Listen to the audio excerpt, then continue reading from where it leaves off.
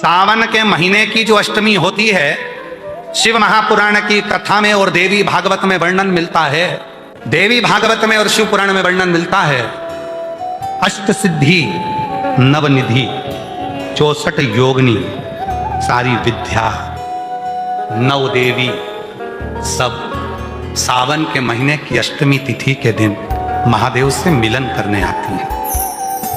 भगवान देवाधिदेव महादेव 11 रुद्र के रूप में, 12 ज्योतिर्लिंग के रूप में, सहस्त्र नामावली के रूप में शिव उनसे मिलते हैं। वो समय होता है प्रदोष का समय, शाम का समय। जब सावन के महीने की अष्टमी तिथि पड़े, चाहे वो उजाले की पड़े चाहे अंधेरे की पड़े, अष्टमी तिथि पड़े, शाम के समय 2 दीपक, एक लंबी बत्ती का एक गोल बत्ती का, शिव के मंदिर में अपनी कामना कर कर, जो बच्चों को अच्छी नौकरी चाहिए या कोई बीमारी का हल चाहिए या धन की कमी है या कोई समस्या है, एक लंबी बत्ती। लंबी बत्ती किसके लिए है?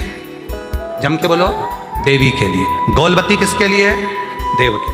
2 बत्ती घी की, गोल बत्ती को जलाओ पहले, फिर लंबी बत्ती का जो दिया हो उसकी बत्ती का मुख गोल बत्ती की ओर हो, वो बत्ती अपनी ओर नहीं हो। समझ में आ रहा है ना सबको?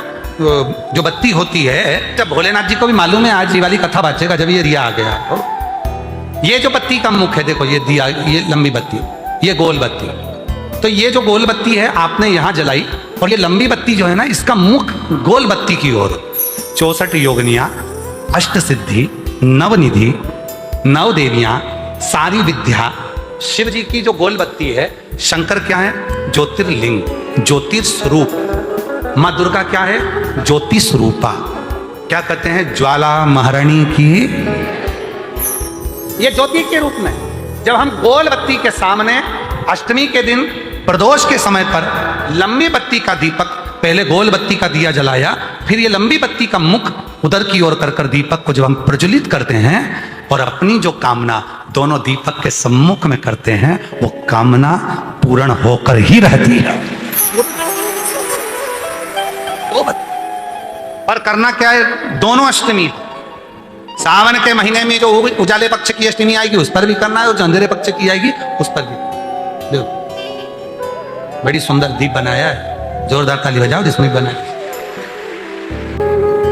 उजाले पक्ष की भी अष्टमी लीजिए और अंधेरे पक्ष की भी अष्टमी लीजिए। कुछ नहीं करना, केवल प्रदोष काल में पहुंच जाओ बाबा देवाधिदेव महादेव के मंदिर में। एक दीपक, दोनों दीपक साथ में रखो। एक दीपक गोल बत्ती का पहले जलाओ, लंबी बत्ती का दीपक का मुख गोल बत्ती की ओर करो, प्रज्वलित करो और बाबा को अपने मन का भाव करो। बाबा को शमी के 5 पत्ते, बेलपत्री के 5 पत्ते, बेर के 5 पत्ते। क्या क्या चीजें जरा? शमी के 5 पत्ते, बेर के 5 पत्ते और बेलपत्री के 5 पत्ते। महाराज, श्रावण महीने की दोनों अष्टमियों में से कोई भी अष्टमी, ये भी जरूरी नहीं है कि सोमवार की ही अष्टमी। श्रावण महीने की दोनों अष्टमियों में से कोई भी अष्टमी को बेर के पत्ते पर लाल चंदन, बेलपत्री के पत्ते पर पीला चंदन, शमी के पत्र पर केवल कोई चंदन लगाने की जरूरत नहीं, सादा केवल एकदम कुछ भी उसमें लगाकर नहीं, सिर्फ पहले लाल चंदन वाले पत्ते, फिर बेलपत्री के पत्ते, फिर शमी के पत्ते शिवलिंग के ऊपर समर्पित कर कर उसको उठाकर वापस लाकर बेलपत्री के पेड़ के नीचे ही 1 लोटा जल समर्पित कर कर पहले पत्ते चढ़ा देंगे, फिर लोटा भर जल समर्पित कर देंगे। उसी चढ़े हुए पत्तों में से 5 बेलपत्र को लेकर अपने घर आ जाए और अवधूतेश्वर महादेव। कौन से महादेव? अवधूतेश्वर महादेव। ये अवधूतेश्वर महादेव कौन से हैं? आपको कथा में कई बार वर्णन करा गया है। शंकर भगवान को क्रोध आया, ब्रह्मा जी ने क्रोध को लिया, समुद्र में डाला। उस रूप को क्रोध का एक रूप था, क्योंकि जो मदिरा पान करने वाले होते हैं, व्यसन करने वाले होते हैं, गलत काम करने वाले होते हैं, इनको सुधार कर जाओ। जितना तुम समझाओगे ये उतना कबूल होंगे। तुम बच्चों से कहोगे गलत लड़के के साथ रह रहा मत रहे, तो और ज्यादा क्रोध करेगा, और चिड़चिड़ करेगा, और अपशब्द कहेगा। तो ये क्रोध को संयमित कर देगा। अवधूतेश्वर महादेव, अवधूतेश्वर महादेव का स्मरण कर 5 पत्तों को लेकर आइए। कुछ समय बाद जैसा जैसा समय की अनुकूलता मिले आप किसी मदिरा का पान करने वाले या किसी व्यक्ति को वो पत्ते दोगे या प्रसाद के रूप में दो तो अच्छी बात है, नहीं तो उस पत्ते का थोड़ा थोड़ा भाग भी प्रतिदिन मात्र 21 दिन तक अगर थोड़ा थोड़ा भाग भी दे दिया जाए तो धीरे धीरे धीरे धीरे मदिरा पान, व्यसन, गलत आदतें छूटना प्रारंभ हो जाती है और वो शंकर की शरणागति ग्रहण करते हैं। महाराज शिव अर्चना, ये तो अभी अभी लोगों की थोड़ी सी सोच गलत हो गई। ये दुनिया के लोगों को ये तो मालूम नहीं है भगवान शंकर के लिए, हाँ शंकर भगवान के पास में भांग रहती है, शंकर भगवान के पास में भांग रखी हुई होती है, शंकर भगवान का भांग का श्रृंगार होता है, क्योंकि उसको बूटी के रूप में, औषधि के रूप में लिया जाता है। पर कोई कहे कि शंकर भगवान भांग का नशा करते हैं तो ये संसार के लोगों को समझा देना कि शिव भांग का नशा, मेरा भोलेनाथ भांग का नशा नहीं, शिव नशा। जब आप किसी कार्य के लिए आगे बढ़ रहे हो और वो कार्य हो ही नहीं रहा, बहुत प्रयास कर लिया आपने और वो काम हो ही नहीं रहा, अथक प्रयास कर थक गए, तब घर से जब निकलो तो एक विचार कर निकला, मुख से कहकर निकलना कि आज मैं इस कार्य के लिए जा रहा हूं और मेरे साथ मेरा महादेव जा रहा है। कौन जा रहा है? महादेव जा रहा है। वापिस आओगे ज्यादा से ज्यादा ये होगा 15 दिन, 20 दिन, 25 दिन, 30 दिन लगेंगे। जो कार्य कर आए हो उसका रिजल्ट आपके पक्ष में जरूर आएगा, क्योंकि महादेव को आप साथ लेकर जाते हैं।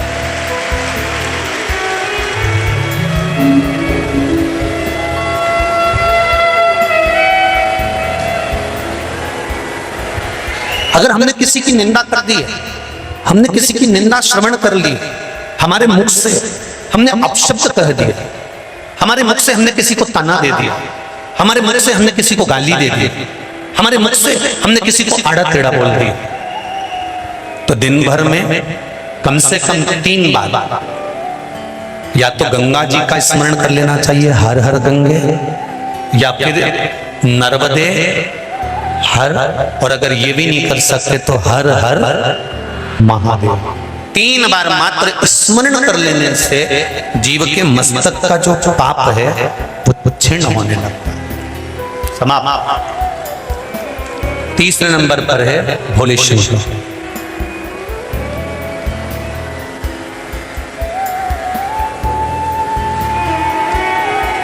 बहुत तेज क्रोध आ रहा,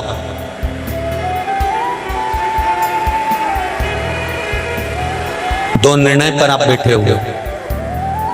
एक मन कर रहा है इस लड़के से शादी करूं कि इस लड़के से शादी करें, इस लड़की से ब्याह करें कि इस लड़की से ब्याह करें, किराने की दुकान डालें कि जनरल स्टोर डालें, इस जगह पर नौकरी करूं कि इस जगह पर नौकरी करूं।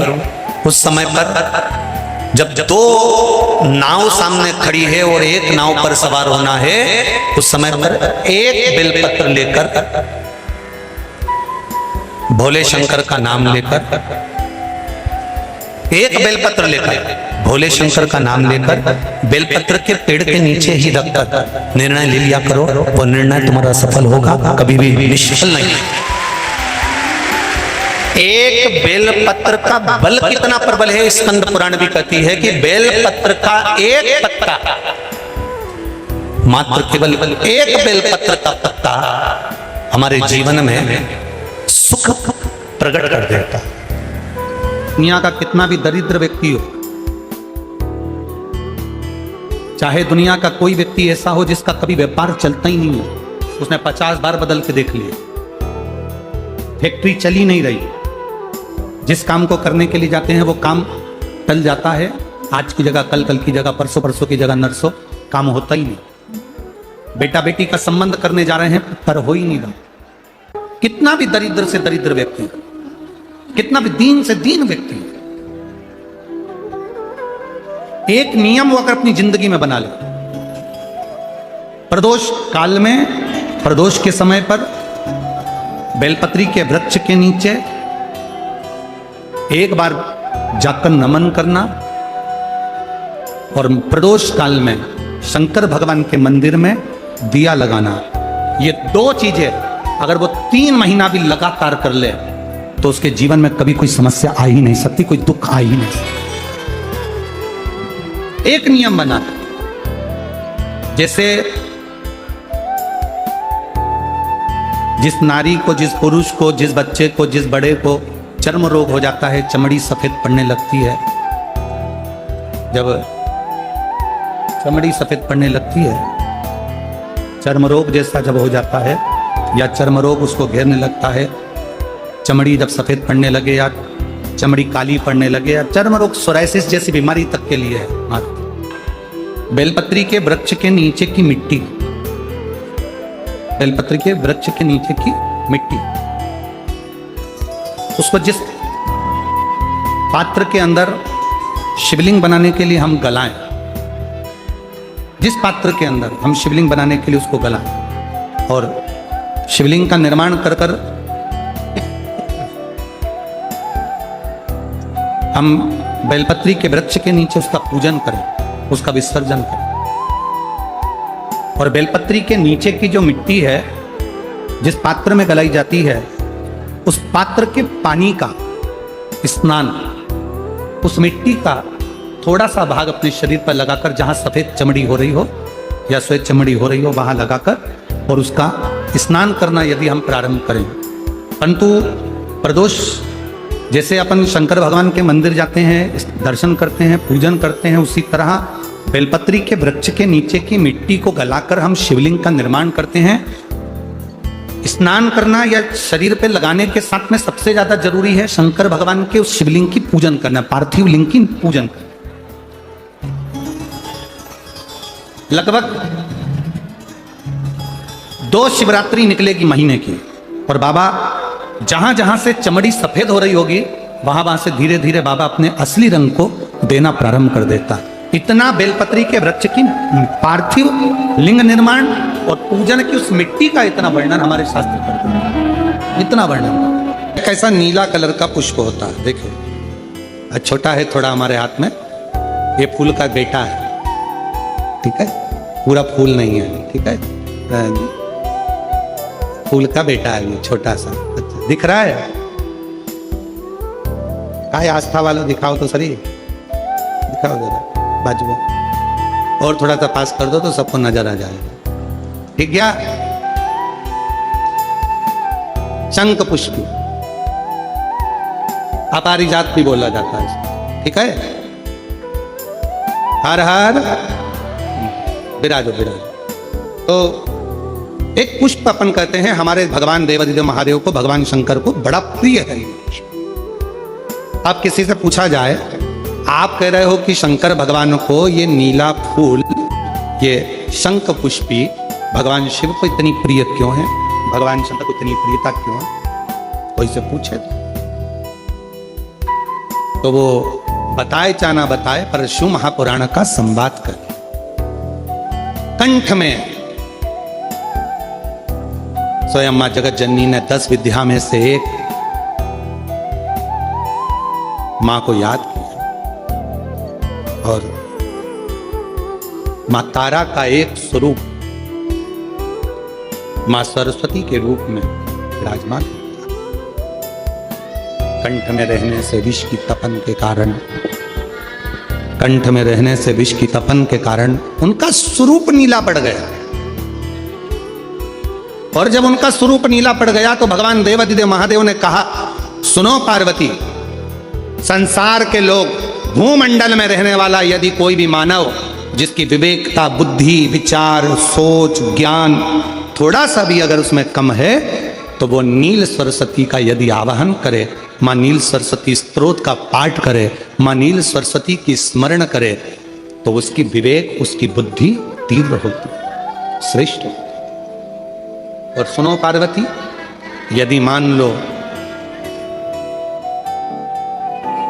कोई मान नील सरस्वती का स्तोत्र का पाठ नहीं कर पाए, आराधना नहीं कर पाए, साधना नहीं कर पाए, स्मरण ना कर पाए, अगर कोई बच्चा एक शंख पुष्पी पुष्प को समर्पित कर कर जलाधारी पर और 1 लोटा जल यदि वो समर्पित करता है और उस जल का आचमन कोई बच्चा नित्य प्रति करता है तो वो बच्चा धीरे धीरे विद्वत्ता धारण करता ही जाता है। जो याद करता है वो भूलता नहीं। ये मां नील सरस्वती की कथा है। 2 सरस्वती का दर्शन आपको और हमको होता है। 2 सरस्वती का स्मरण आप और हम करते हैं। एक सरस्वती जो स्वयं श्वेत वस्त्र धारण करी है, हंस पर बैठी हैं और बड़े आनंद के साथ में माँ सरस्वती का सुंदर स्वरूप है। पर एक सरस्वती ऐसी हैं जो नीला उनका स्वरूप है और नील सरस्वती के रूप में उनकी पूजन है। माँ नील सरस्वती महाराज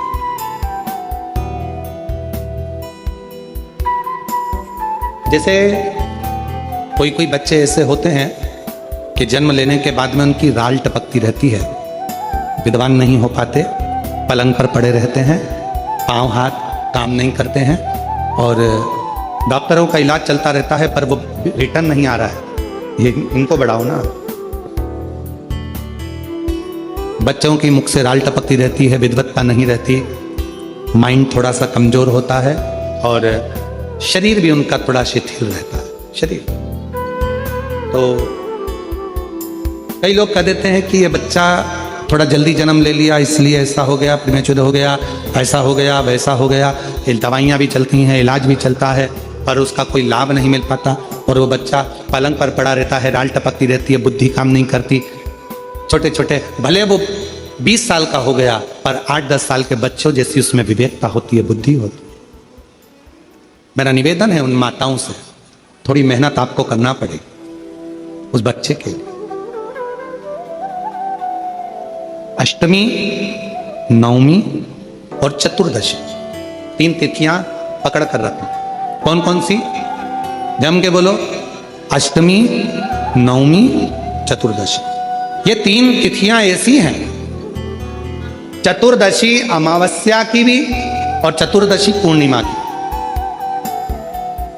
अष्टमी नवमी अमावस्या की भी और अष्टमी नवमी पूर्णिमा। ये वो तिथियां हैं जिन तिथियों में मां नील सरस्वती का स्तोत्र का पाठ कर कर एक शंख पुष्पी पुष्प, एक अपारिजात का पुष्प जलाधारी पर रखकर 7 बार अगर जल का पात्र से जल चढ़ाया जाए और उसी जल को कटोरी में झेल लिया जाए, उस जल को 3 दिन तक लगातार यदि सुबह दोपहर शाम रोज उस बच्चे को देना चालू करी है, उसके हाथ पैर भी काम करना प्रारंभ करेंगे, उसकी बुद्धि भी काम करना प्रारंभ करेगी। जो वो पलंग पर पड़े पड़े राल टपकाता रहता है उसको लोग कहते हैं कि 18 साल का हो गया और दिमाग केवल 10 साल का है, 5 साल का है, उसमें धीरे धीरे बुद्धि प्रबल होना प्रारंभ हो जाएगी और वो भी एक दिन कार्य करना प्रारंभ कर। जिसको प्रीमेच्योर बच्चे भी कहते हैं। लोग कहते हैं ये बच्चा जल्दी हो गया था, ये बच्चा बीमार पड़ गया था, बचपन में इसको कोई इंजेक्शन ऐसा लग गया था, बचपन में ऐसा हो गया था, बचपन में वैसा हो गया था, गर्भाशय का जल उसके मुख में चले गया था, तो ये बच्चे की ऐसी गति हो रही है। उस बच्चे के लिए अगर आपके आसपास के क्षेत्र में भी कोई बच्चा ऐसा है तो उसको मां नील सरस्वती का स्मरण जरूर करें। और अगर आप लोगों के पास में मां नील सरस्वती का स्तोत्र का पाठ ना मिले तो प्रयास करिएगा, मोबाइल पर सर्च कर कर मां नील सरस्वती का स्तोत्र भी निकाल सकते हो।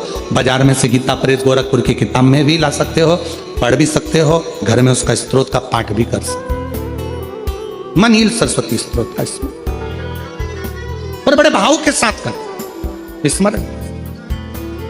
और कोई माताएं कह देती हैं, कोई बच्चा कह देता है मम्मी मुझे याद नहीं होता, याद करता हूं परीक्षा हॉल में जाकर भूल जाता हूं, मैं कुछ पढ़ता हूं बाद में जाके भूल जाता हूं, स्मरण में नहीं रहता। तो उनसे भी निवेदन है, आप मां नील पाठ नहीं पढ़ सकते, स्तोत्र नहीं कर सकते, संस्कृत में नहीं पढ़ सकते, तो मां नील सरस्वती के नाम से अष्टमी, नवमी और चतुर्दशी के दिन एक शंख पुष्पी पुष्प को, नीला कलर का जो फूल होता है बेल में लगा होता है, जो शिव जी को अति प्रिय होता है, उस पुष्प को आप जलाधारी पर रख दीजिए। जलाधारी जानते हो ना सब लोग, शिवलिंग पर नहीं, जलाधारी पर रख दीजिए और जल चढ़ाना 7 बार प्रारंभ करिए। बाबा देव अधिदेव महादेव आपको याददाश्तता में प्रबल करेगा।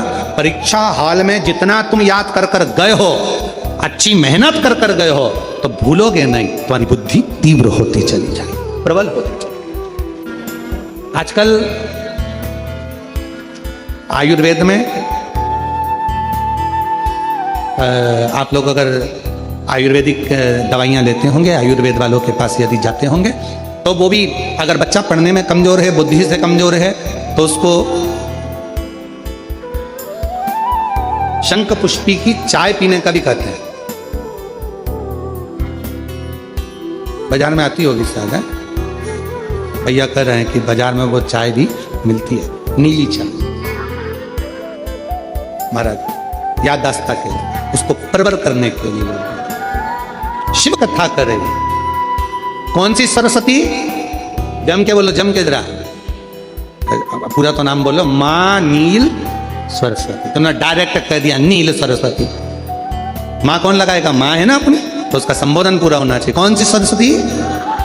माँ नील सरस्वती का स्मरण सुख दे, आनंद।